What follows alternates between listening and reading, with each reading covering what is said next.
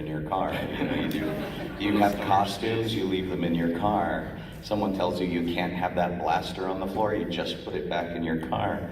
And in fact, we've taken to helping other people by having lots of costume repair supplies and stuff in our cars, so that when someone's like, do you have wig glue? Well, actually, yes, I do. Come to my car.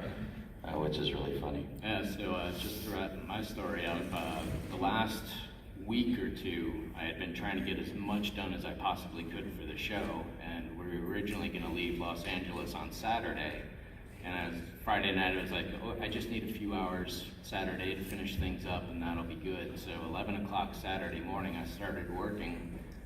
5 p.m. Sunday, I realized how late it was getting. I hadn't slept, hadn't eaten, hadn't done anything. I was just cranking through all the fiberglass that I could. So after that, I was awake for 30 whatever hours, and my wife and I decided, okay, we'll just leave in the morning and take it from there. So then we left at noon Monday, got in Tuesday night at midnight after a 36-hour drive, and I haven't been able to catch up on sleep yet. I was really hoping I'd have the wings better done, the engine cans, the afterburners, get the lasers on the wings, and get the droid working. He used to work and light up, now he doesn't because I didn't have the time. And like Sean was saying, there's always something more to do, and there's always something to fix. And it really never stops. You draw inspiration from the other people in the club, the movies change, you get new movies and you're like, ooh, I should do that now. Trey was one of my inspirations, Anaheim 2015, when I saw he was getting all the signatures on the back of his truck, and I had never really thought about that. So I was like, oh, well, I got an X-Wing, so maybe I'll get some of the original model shop guys and the X-Wing pilots. And I got Mark Hamill's signature at that time, and just like Trey with Anthony Daniels there, he signed it with a Sharpie, and I put 6 layers of clear UV paint over that, and the Los Angeles sun just burned it away in weeks, so that was $200 gone. I still know where the panel is, and I have a photo of it, of his signature, but... I know where Mark Hamill lives. Hey, there we go. But now I've gone for a lot of sci-fi pilots. And they know where you live, Sean. So, not to interrupt Tom here, but the thing that's really funny about knowing where I live, this is not a joke. I will hear large, loud chugging sounds outside of my house, and I will walk out onto my porch, and there will be a tour bus in front of my house, disgorging tourists, all with cameras, who all come take pictures of my car. If they see me, I have to come out and take pictures with the car. So now I just look through the window, because I'm like, no, I don't want to come out. But I must stop on the way to Los Angeles International Airport or from LAX, because people are like, hey, do you guys like Star Wars? And Ubers drive by my house and stuff all the time. It's really weird. It's a surreal experience. Similar to that, whenever, I'm sure it's for you guys too, if I'm at a grocery store, that's the car I drive there, and if I come out with a big load of groceries and there's a few people sitting around the car looking at it, either if I feel like talking to them, they're like, hey, okay, but otherwise I head to an entirely different part of the parking lot, walk around looking for my car, right, until they disappear, and then I can finally head over and get on with my day. I think that's what makes everybody is when they say, yeah, this is something we drive all the time. We'll take ours out to a movie theater and park it. And they're like, how do you walk away from that vehicle? First of all, I just have faith and trust fans like you guys out there that you're not going to walk up and take your car key down the side of my car. Because I think that people respect that. I don't think I've ever had anybody tell me a story about plain vandalism in any of their cars. I have. It's accident. I have. Have you had one? Somebody stole R2 off the back of my car. Oh, We had some bored 20-year-old skater kids who ripped the security screws off of R2 with a Leatherman tool. I had that. I get egged periodically because I live near 2 colleges. And so, and Katie Horner, she was the first one to get any vandalism. Somebody lit like a beer can full of kerosene or something on the back of her car and left big scorch marks. So sometimes you do run into people either through jealousy or, the bullying mentality where it's like, oh, these are nerds, let's get down. It does happen periodically. But it's very, very rare. And I think a lot of it is in direct proportion to the size of your vehicle. If your vehicle's bigger, people leave it alone. If it's small, they're like, it's a toy, let's mess with it. We're nearly out of time here. So first off, thanks for coming. Really appreciate it, and letting us show off what we do and to tell our stories. The best way to get a hold of Road Squadron, if you want to see them show up in an event that you do, we've got people all around the country, and we're always willing to come out and do something cool as long as we can get it on our calendars and we've got the time. You can go to Road Squadron Car Fighters Coast to Coast, which is the sort of fan page where if you want to see what we're up to, you can join that. If you are thinking of building a car and you want help, because we're all glad to give you our experience, and many of the people who are in the car club have 3D printers and vacuum form machines and vinyl cutters and things like that.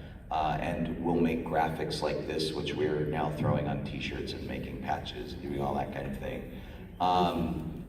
If you want to build a car, there's another one that's just called Road Squadron. It's listed as a private group. Click join. It asks you the lamest question ever, which is, why do you want to build a Star Wars car? And just send, and we'll admit you in. You can meet the crowd, talk to everybody, and we'll help you with your car. We'll help you if you don't have Photoshop skills. We do. We'll help you. If you want to know what kind of car to buy, what works best, what the laws are in your state to do something like this. Does anybody have a direct question right now they would like to ask of any of us up here right now? Well, I thought we would do them outside. We're supposed to be done in about 4 minutes. Yeah. Now, but okay, 4 minutes. We can take a couple of questions. So if you do have them, See the timer's counting, Death Star's counting down here. Has anybody got one? Right on. Here, she's got one. I just have a quick question, fellas. I mean, I have a black Prius and I have some Star Wars, like, you can't buy them anymore. The large wraps, and then I'm going to make an X-Wing versus TIE Fighter scenario on my car. But my question is, for those of you who have so I'm not like building droids or anything like that, and if I get to join your club to do that, that would be like so cool. But if I ever did want to graduate and do something where I make structural changes to the vehicle, did you guys go to your local police departments first to make sure before you took that step? I did. Okay. I did. And so actually when I built my first car, I was really worried about this because I talked to so many other people around the country who said they will not let us do this. I hang out with a movie car group that has Batmobiles and DeLoreans and things like that, and they run into similar issues. And so I talked to the Los Angeles Police Department and the California Highway Patrol. I showed them my sketches, what I was going to do on my first car, and they gave me all the guidelines and what to do. And so those we will share with you while you do it. In most cases in the United States, you're just about free to do whatever you want as long as you're not, putting big giant metal spikes on your car, anything that's going to damage other people while you're driving or cause terrible accidents because you're so outlandish. But if you're in another country, it's much more difficult to get something like this going. One basic rule of thumb would be it can't go past the mirrors and it can't go off the bumper. So you may have some height issues that you may have to deal with, but generally, and then lights, that can vary from state to state, but basically red and yellow and black, white forward. And insurance is something else to look into. Your insurance companies can also, I insured my vinyl just because I'm afraid that if something would happen to it, I just put a little bit extra insurance on my vehicle for that. And also for coverage in case there is an accident, I bumped up my personal liability just in case I'm the cause of an accident. Somebody staring at my car gets into me and we cause a big accident. It could happen. People so think I want to protect their assets. Yeah, people think you are much more wealthy than you are when you drive a car like this, and they're they think you're rich because it's weird. People don't get it, and Star Wars fans get it, and Star Wars fans a lot of our money directly into it. Over the 9 years I've been working on my car, I've put maybe $3,000 into it. Yeah. So do the math there. It's $300 a year, so about as many hours as well. So there were a few years where nothing got done, and a few years where a lot of things got done. Or the last 2 weeks where I just burned. And sometimes design money has to go to keep your car running. So you always want to start with a really solid reliable car. Yeah. Find a good foundation to start with if you can. The motor, the transmission, and the wheels. I mean, that's what we did with the Beetle, is we tried to find the best car with the motor, transmission, and wheels. Yeah. The body was a little rough in some spots, but in the windshields and things, but you know what, it works. Exactly. I'm sorry, can I ask one other quick question, please? In regarding, like, if you're using paint, do you guys, like, find artists who can paint for you, or do you do it yourself? I or- did it all myself with Rust-Oleum. All of the I've been above. building models since a kid, so I I was praise- familiar with that aspect of it and cutting plastic and so on. I originally went with an automotive shop to do this base kit coats, but over time I've learned how to paint with automotive sprayers. I got my own spray gun and whatnot. But I use rattle cans from to go back to your original question, rattle cans. I Yeah. use just Like Home Depot yeah, it sprays, depends on man. where you are because like I'm here in the Midwest, I'm local. And we live in Wisconsin. Okay, I used to live in Wisconsin.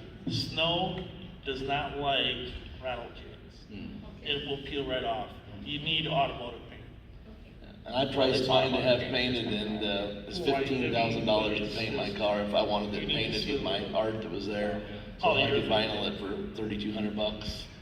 I had to take the cheaper route. I go in plus 15 minimum. That's it for me, I guess. Well, I guess we're out of time. Thanks for all of us. Appreciate it. Thank you. Come down to the floor, ask us questions if you're around. Yeah, if you want to know more about Sharon any of has down here on the front. come on down because we'll be down at the table. Everyone will be by their cars who's displaying, and we're glad to answer all of your questions. So we'll hook you up with the website right there and all of that. Be with you.